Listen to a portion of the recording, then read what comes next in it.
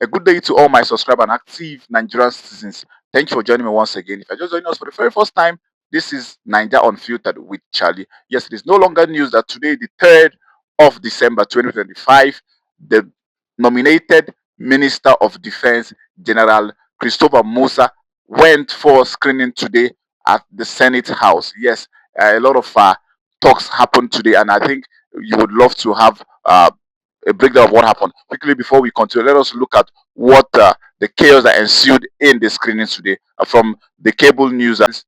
Akpabio rejects calls for Christopher Musa to take a bow, insists he must address Trump's comment on Nigeria. But I think that's a major one actually.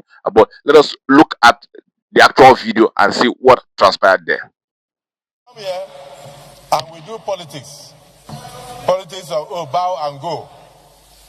This is not a period we should say bow and go. Even Donald Trump is on our neck.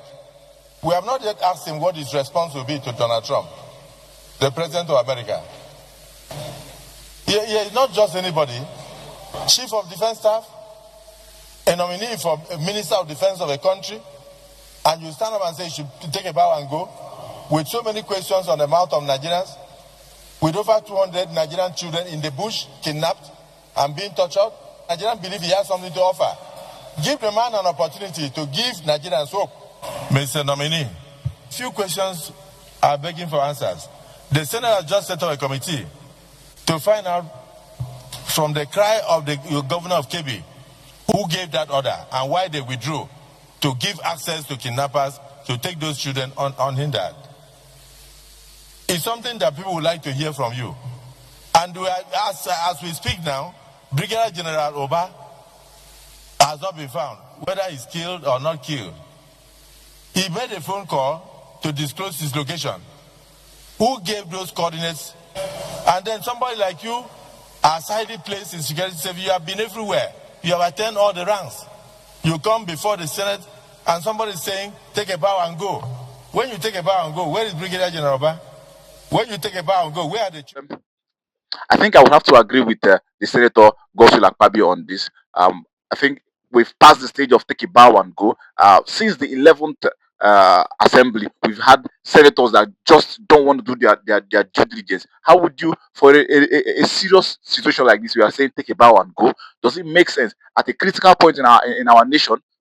I think I thank God we. I'm not saying Akpabio is the best, but at this for this particular one, I think he did the right thing. He did what is ought to be done. Questions need to be asked. For God's sake, we obviously a lot of us are happy with the nomination of Christopher Musa because we know what he can do. But it's also good for him to reassure us that he knows what he wants to do. This is not we're not talking about a game of chess here.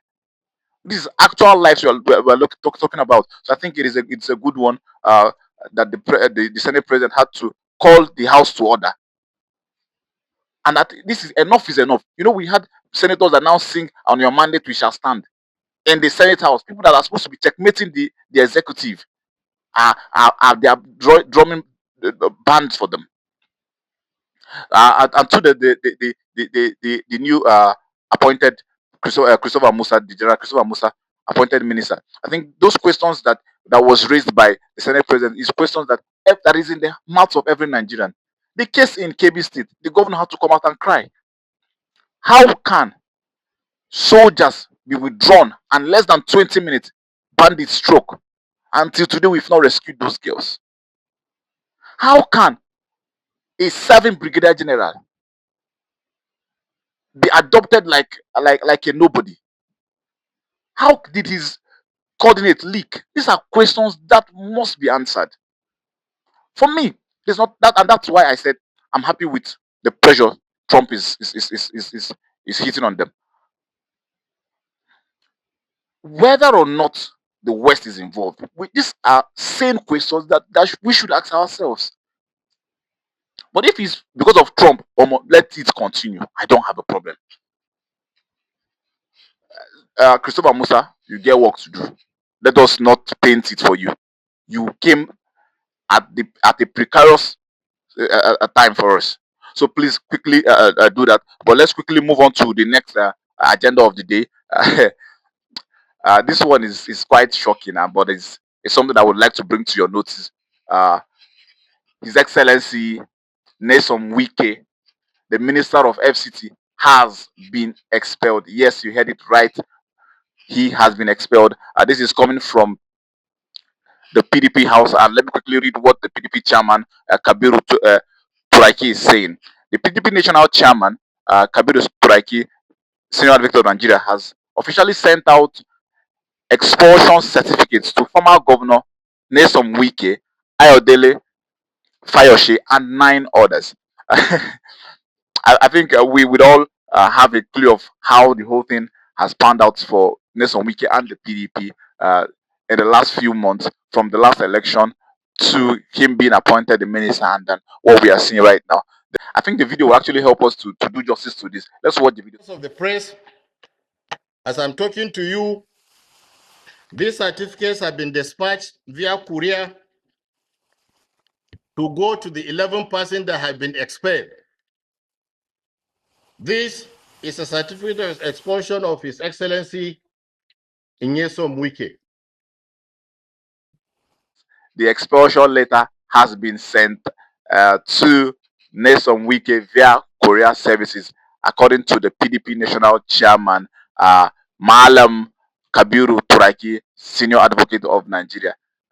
Wike, check your mailbox. It don't drop. It don't drop. Collect your certificate that has been issued to you. I think he would not.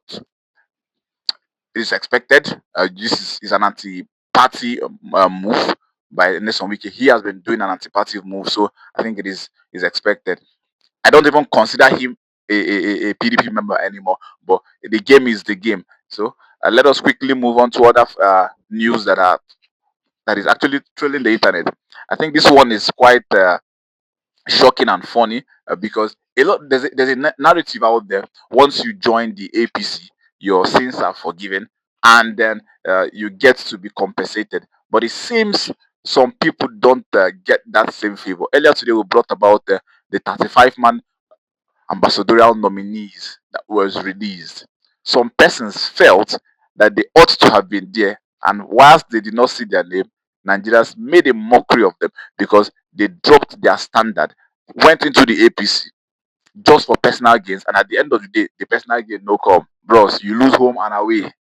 Home and away. This is another person than Shehu Sani. He has been trolled on the X spaces and the internet. But this is what he has to say today on Arise News. I'm too young to be an ambassador. Hmm? Okay.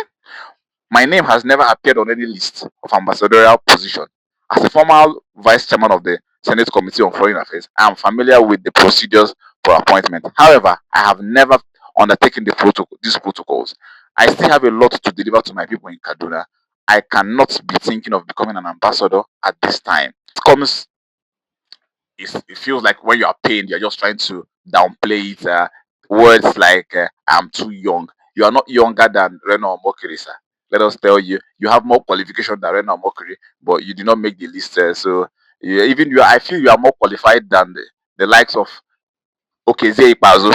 Yes, because if we whether we like it or not, Shehu Sani has been in the political space and activism for Nigeria for donkey years, and that was why it actually pained me when he he he jumped ship, because I felt like he's an honorable person, but the narrative out there is quickly come and so that you would get your own piece of the national cake. But I'm sorry, Shehu Sani, cake don't finish before you arrive. And I think that will be all for us on this segment. Don't forget to like, share, comment, and subscribe.